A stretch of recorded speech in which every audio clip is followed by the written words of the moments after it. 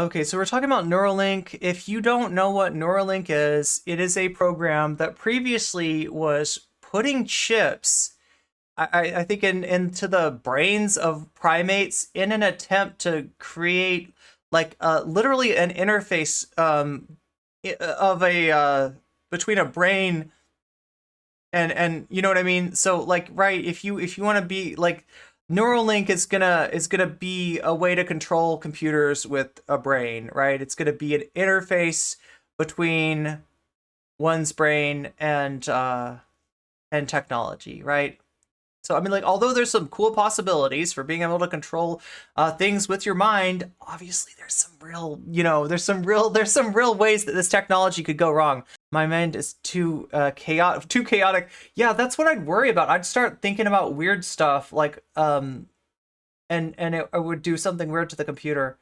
So Neuralink shows what happens when you move fast and break things. The takeaway here is this. Elon Musk's Neuralink says it has FDA approval for study of the brain implants in humans. This is an issue where these studies in animals are cruel. Elon Musk's brain chip implant company is reportedly under federal investigation for violating the Animal Welfare Act. So like, right, there is some like ability to study things using animals in ways that would not be legal for humans, right?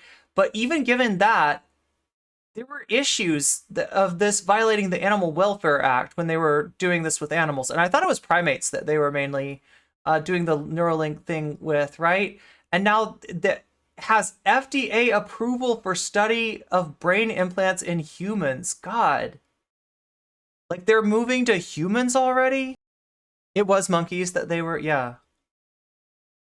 So I mean, like, that's not great. How this regulation thing is supposed to work is that you need to address your animal trial safety issues before getting the go-ahead to human trials.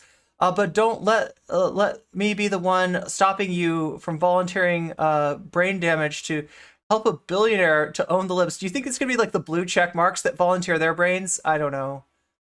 Um, it's really concerning.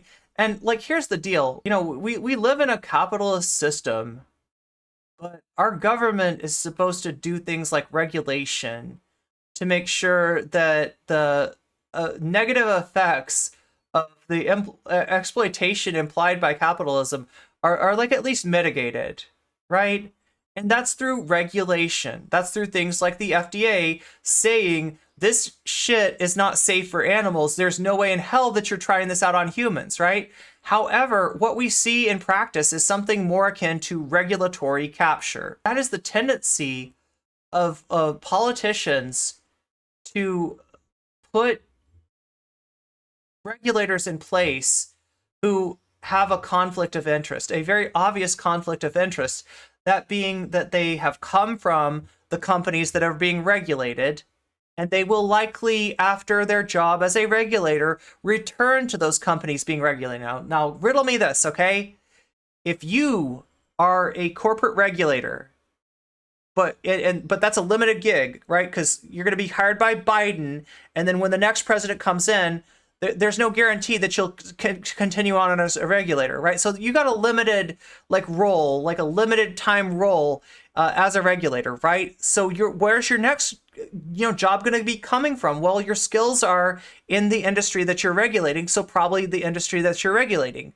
Do you think you're going to be more likely to get a job if you were really hard on that industry and you held them to like the regulations? You acted on behalf of the people rather than on the behalf of the corporation, or are you going to have a better chance in getting a good job coming out of there if you have decided everything in favor of the corporations? That's what we have in a lot of our in a lot of our regulation, right? We have the foxes watching the chicken coops. And like I don't know for sure like what the FDA is looking like, if there's any revolving door between people like companies like Neuralink and the FDA, but I don't know how else to explain this, right? There is something really rotten in Denmark. research like this should take years before animal trials before it's even considered for human trials. They were just doing and we know about Elon Musk's vaporware when it comes to like a lot of his technology, right? Like a lot of his technology is hyped up to be, you know, this, that, and a bag of potato chips, and it turns out that like not only do we not get the bag of potato chips, but we don't even have the this and the that, right? Like Elon's famous for promising the world and the delivering a person in a robot suit, right? When you're supposed to have robots. So yeah, one can only wonder, like, right, how much. And the other thing is, like, you know, this guy's hyped up to be like this genius businessman, this great success story, right? How much of his money is coming from like the government? And yet these people are going to turn around and they're going to say, you know, you people on food stamps, we got some work requirements for you now. All right. We got, if you want to keep on those food stamps, you got a work requirement, right? You want to take Medicaid, want to get your health care paid for by Medicaid? We're going to put your ass to work, right? I don't know. It's so messed up. It's so dystopian. What's the term? Vaporware. Yeah. Vaporware. That's how I describe. That's how I describe a lot of what Elon Musk does. Right? Is that it's sold as you know, it's going to have all these capabilities, and like it gets a lot of money, including government money. Like vaporware, at least, you know, it's getting GoFundMe money or something like investor money or something like that. Elon Musk's investor is the taxpayer, right?